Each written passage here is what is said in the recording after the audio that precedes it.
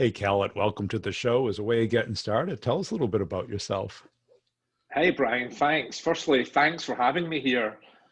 Great to join you in this podcast. I've watched some of your entertaining videos on LinkedIn and very much enjoy them. So thank you for having me. So yeah, I'm Khaled Quayum. I'm based in Scotland, or as you Americans like to say, out of Scotland. I think I'm the first Scottish guy you've had on because Yeah. I've watched some of your podcasts and you've had people from Germany. I think you've had people from the Nordics, but I'm glad to be the first Scottish one you've had on. So thank you for having me. Yeah, I had somebody from China on this morning, and Oh, wow. so I'm trying to cover the whole earth today. Yeah. How'd you get into sales? Yeah, well, interesting. I mean, I have been in sales for many years. I like to say that I've been in sales since I was 5 years old. And I say that because I do believe people are born not necessarily with the sales ability, but the ability to get on with people and build relationships and build trust.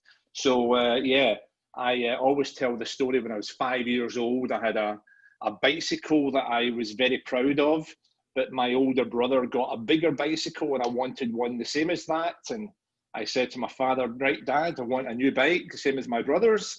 He said, you've only got your bike 6 or 7 weeks ago. Sell your bike first of all, and then if you sell it, I'll buy you a big one. And of course, chapped a few doors of my friends, sold the bike, and here I am, still in sales to this day on. Cool. So you must like it then. Yeah, I do enjoy it. Yeah, fantastic. I mean, at the moment, I've just recently changed job during lockdown, which was very interesting because I've joined Salesforce, which is fantastic. But I joined in May, so I've not had the pleasure to meet my colleagues face to face or any of my customers face to face. So it's all been Zoomified. Yep. And has Scotland always been big enough to support your career? Yeah, well, I started off, I mean, I've been in sales in my earlier career. I was based in Scotland and then I had a national job in, working within the UK. And of course, Scotland is still part of the UK nowadays, for now anyway. Can't keep up. Yeah, of course, UK is not part of Europe, which is another discussion to have over a beer sometime. But yeah, I mean, I'm based in Scotland, but for the last 16 years, I've been doing a global job. I've been looking after, companies. I started my first global job with Avaya, looking after the Royal Bank of Scotland. And that was a true global job. So spent lots of time over there in the US, up in Providence, Rhode Island, New York, and then a lot of time over in APAC. And what's been really interesting is, getting to know the different cultures and the different way to do business in different regions, because doing a deal in the UK is different from doing a deal in Germany or in APAC or in the Middle East. So there's some things you can do in one country, but other things you can't do in other countries. You've got to be very respectful of the cultures and, the way you do business in these regions. So yeah, I was with Avaya for 8 years and then I moved to Oracle. I was building a few businesses within Oracle, again, across Europe, Middle East, and Africa. And then I started speaking to Salesforce and ended up here. Interestingly, I went for a management job in Salesforce after being in management for about 8 or 9 years.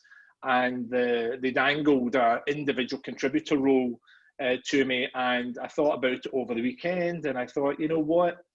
I'm missing doing the individual contributor, having my customer, doing the right thing by the customer, understanding their business, and proper value selling, being the voice of the customer within my organization and doing the right thing for them. So 4 months in, I'm really enjoying it and having a good time. Yeah. And so why did you go into leadership to begin with? Was it just a natural progression or was it a desire?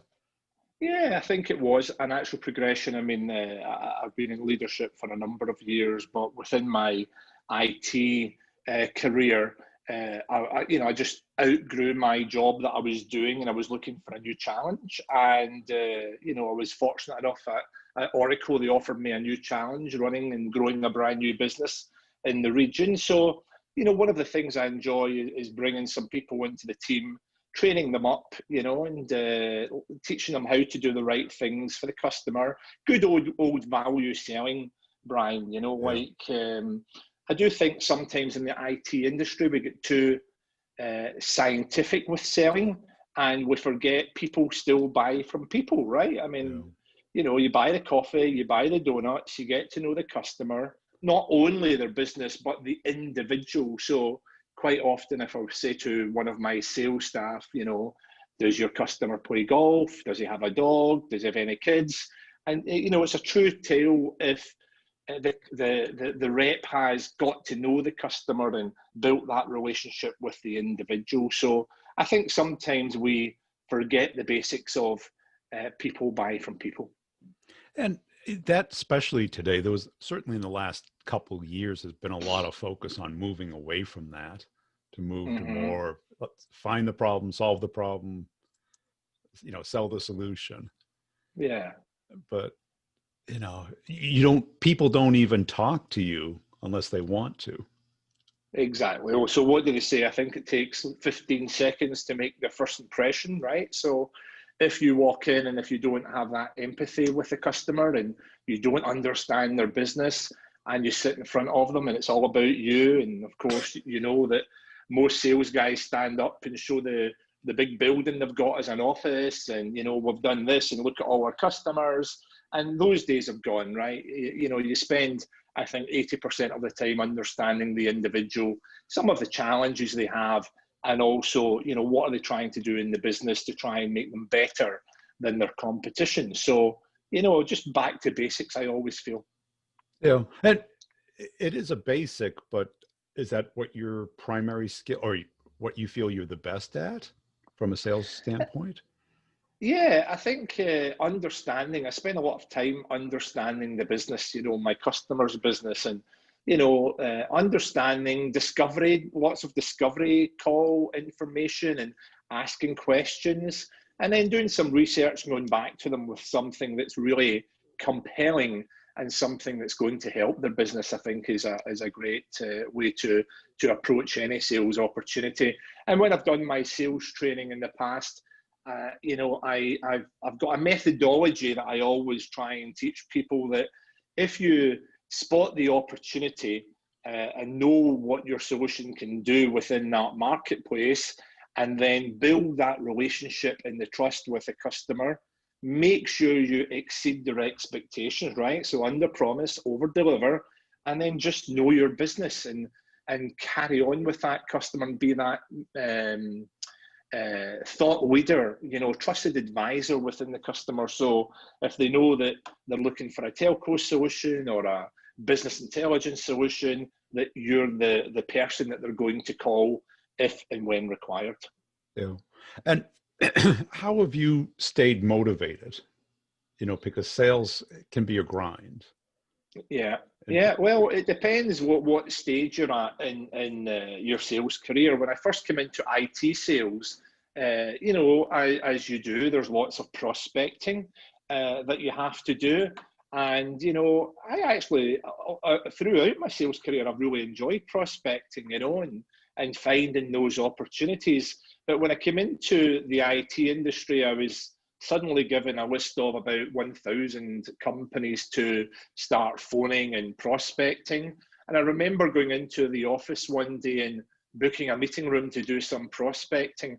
And I started with this spreadsheet, which started with the company A Limited. And I was working through it. And as I was working through it, I wasn't getting much traction.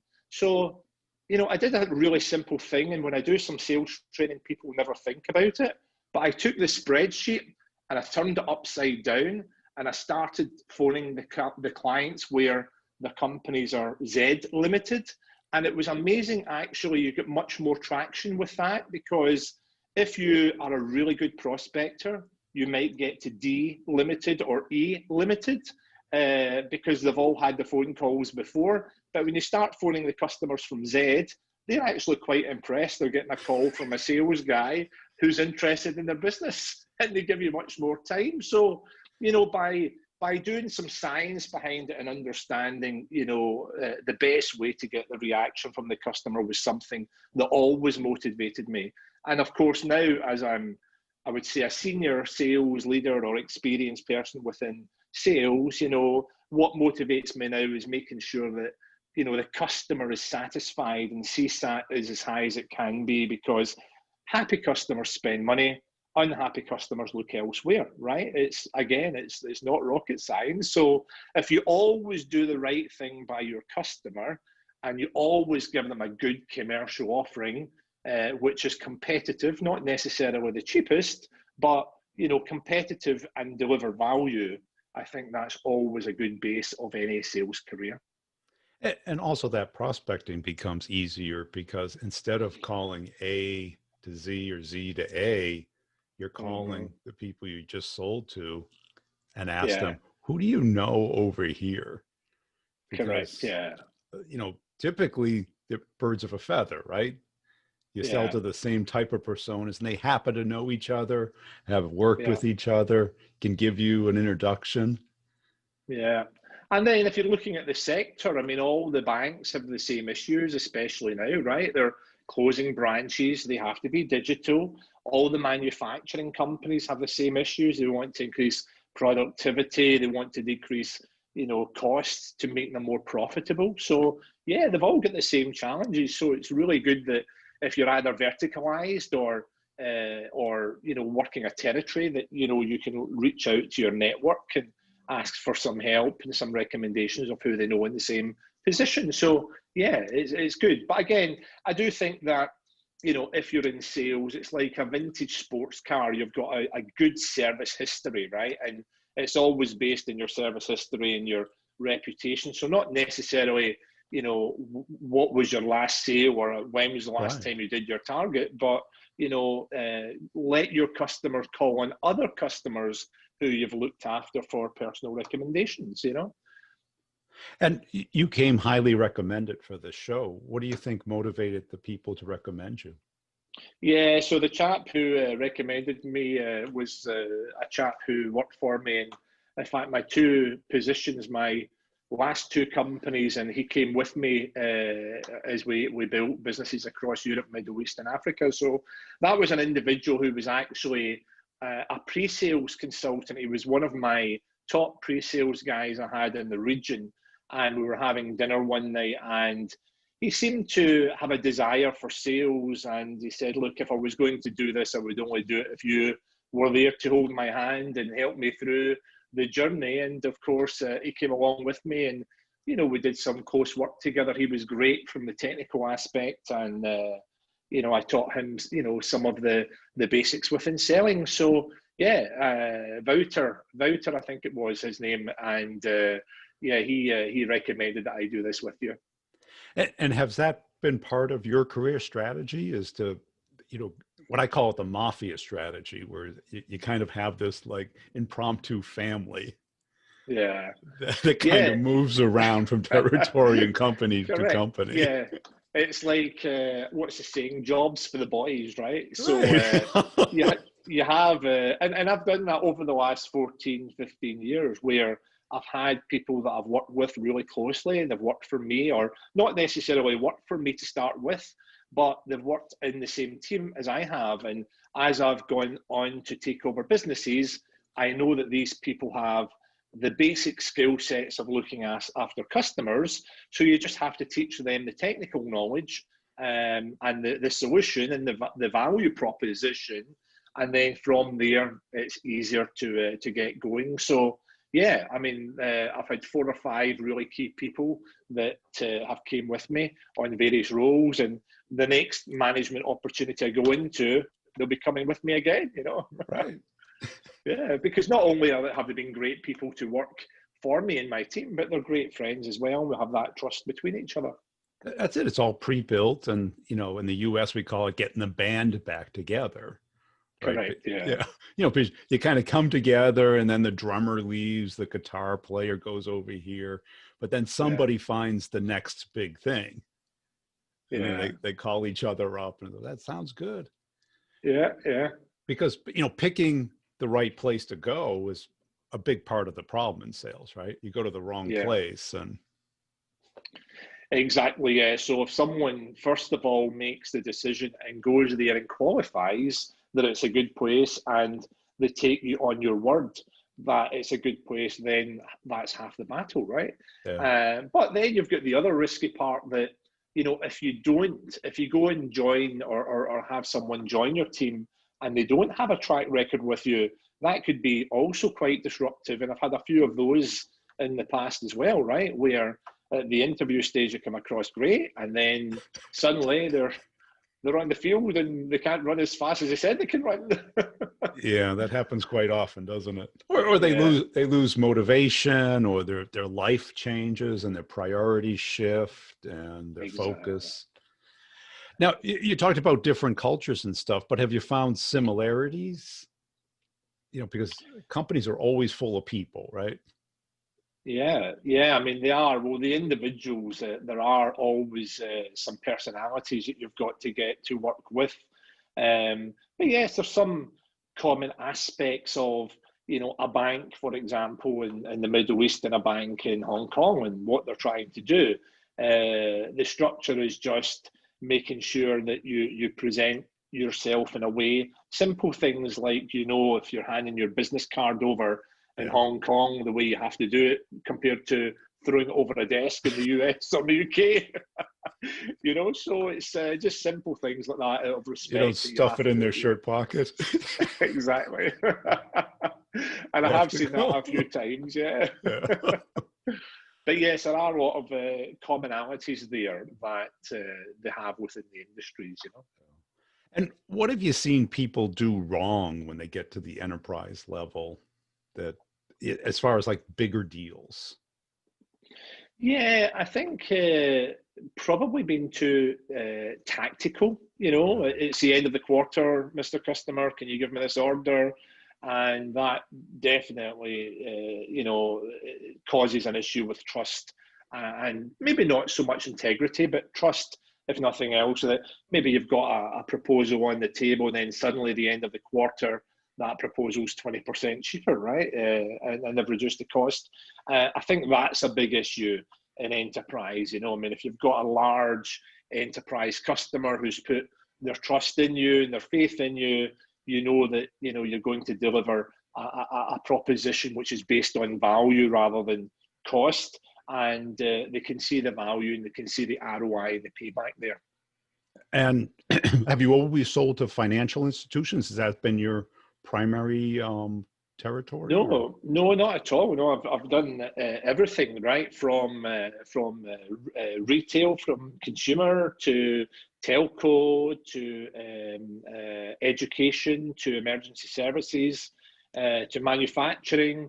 Yeah, I've done everything, but it just seems to be the last 10 years or so I've been around enterprise and large finance companies, or maybe even the last 14 years actually. And is that where you feel most at home or most effective? Yeah, I just enjoy, the world of finance, and especially now because you've got all the fintechs, and they're coming out with all their solutions and their mobile apps and the easier way to do business. And these large institutions, the big banks, have got to move along with the times, especially if they want to attract some of the younger generation. So, I just like the world of finance and the cut and thrust of how they do their business and how we can help them grow their business in the new areas. So that's just been an area that I've really enjoyed working in. And of course, if you enjoy the industry you work in, it's half the battle, right? Because you've got that motivation to go and have that conversation with them. Well, yeah, I mean, that's it. You got to, if you understand their domain, that conversation becomes a lot easier. Yeah. Talking about what they care about versus, your gigahertz and megabits and Yeah. Yeah, and that's a kind of telco discussion, right? right. Well, that's it, because that conversation doesn't last very long.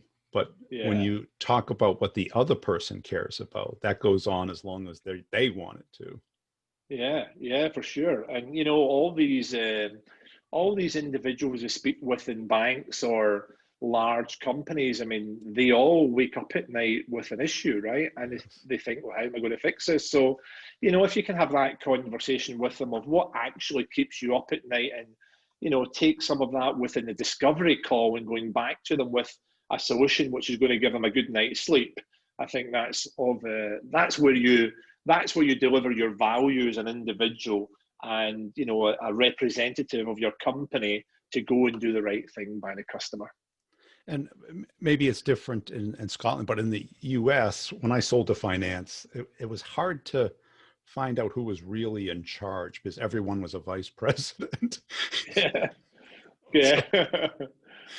So until you interacted with them and they kind of act like the chief and everyone else kind of followed them, you didn't really know who what's it like, and how do you get to the real power? Yeah, and it's I mean, obviously, although I'm based here, I'm doing business in many banks, including the US. But I think the sign of the times now is you're not selling to one individual now. You're selling to a board, or you're selling to a group of executives, whether it be the wealth department or banking, investment banking, or whatever it is. So you've got to collect your information from a number of people now, and then go back with a collective value proposition, which is going to hit all those marks. So I think that's a big difference. And again, you mentioned, what do we see in enterprise where people do things wrong? And it's where they have one person they're focused on, but it's not really one person. Quite often it's 12 or 14 people that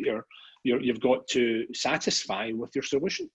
Yeah, and that's a critical mistake you see, because they get comfortable, what I call going steady with somebody. Yeah. and even if that's the CEO, there's all these other influencers in the deal that pop up, because because I've seen deals, even though they don't need approval, they want consensus. Yeah. So they ask a lot of people. Yeah. And big deals get stuck running it by the board. The board doesn't need to approve it. But if somebody on the board is on the board, or the CEO of a competitor's company, where I had a rep from your company on a couple years ago, and he had a huge 7-figure deal, in procurement, and the CEO ran it by the board, and Bill Gates was on the board. Wow. That was a surprise. Guess what happened to the deal? Yeah, but again, it's from certainly junior, or even junior salespeople selling in mid-market. I mean, I always say to them, if you do your research in the company, then when you go and meet your individual, ask the questions to help qualify what they're looking for and what the opportunity is. And I've got a trick that I do with some of these younger salespeople, and I take them through it of how you can ask the questions to get to the right answer that you want to hear, and what's going to deliver that value to the business.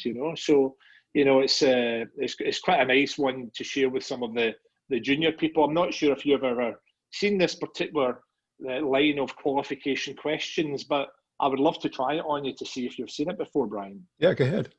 Right, so we'll keep this really simple. So a pack of playing cards, you've got 2 colors. Which colors are they? 2 colors? Yeah, and when you're playing cards. Black and red. Okay, so you have the black and you have the red. Choose one of them, black or red. Black. Okay, so black, you have the clubs and you have the spades, correct? Yep. Choose one of them. Spades.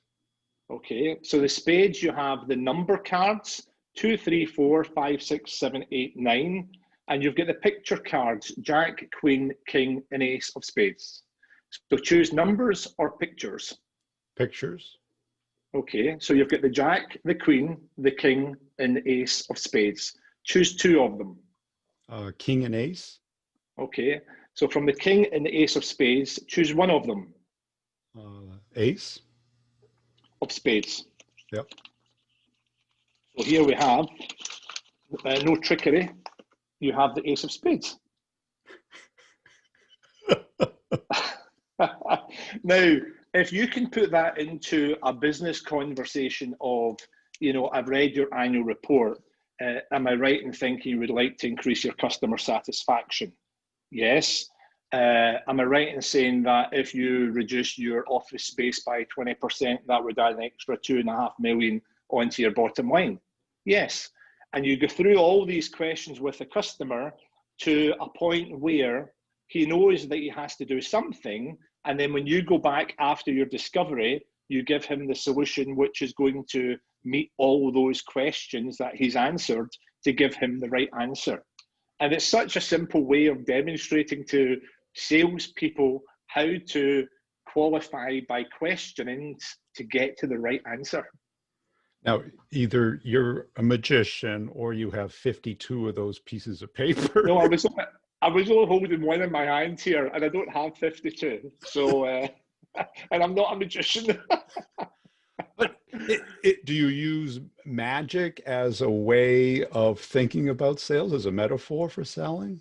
Yeah, well, not so much magic, but that one there, I mean, when I've been doing some sales training, sometimes I've actually stuck it to the bottom of the seat of someone who's in the room, and I just choose them at random, and I'll say, pick the chair up and show it to everyone, and it's got the same.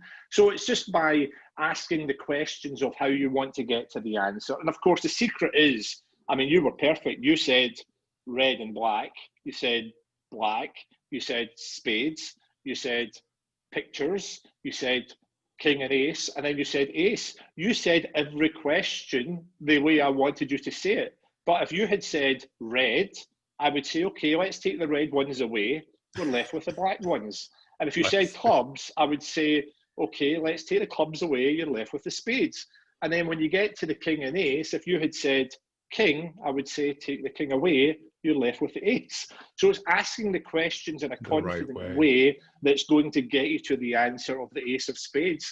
And it's so funny because I remember doing this with one of my colleagues in a sales training session, and he was actually, if he actually watches this podcast, he'll know who I'm talking about. He was a CFO of a public listed company in Canada, he kept telling us, and he couldn't work out. He thought I had IVR on my phone, or because I just had a picture of the ace of spades on my phone one day. But, it's just all about qualification and knowing that customer and what's going to add value to them. Yeah. Well, I think it's a great metaphor because I've always used like playing chess from a deal strategy standpoint. Yeah. Because it helped me develop thinking like the other person, the opponent. Yeah. And what are they going to do next? And like you, I've always done enterprise deals, and it's like, okay, you got to think at least one move ahead. Yeah. Because most people think transactionally. What would you like to do next? They don't know. Yeah. Right? Yeah. Yeah, exactly. But and it's a journey, right? It's a journey for both of you. Yeah. And they're putting their faith in you, and you're putting the faith in them because you want them to be successful. You don't want to, provide a solution that's not going to work. So you've got to make sure you give them something that's going to be worthwhile and it's going to suit all the requirements. So Monday through Friday, you sell enterprise software, and Saturday and Sunday, you do these tricks at birthday parties and stuff? Yeah, well, I lock people in boxes and I tell them I'll get them out again. No, I don't actually do anything as fancy as that. I play golf at weekends. So, that's the time that I've got to chill out and be re-energized for the Monday morning. Great. Hey, I appreciate your time today. Where can people go to connect with you? Yeah, on LinkedIn. I'm there on LinkedIn, so you've got my LinkedIn details there, and feel free to share it with them. And anything I can do to help anyone out there or any of your clients, I'm always here to help.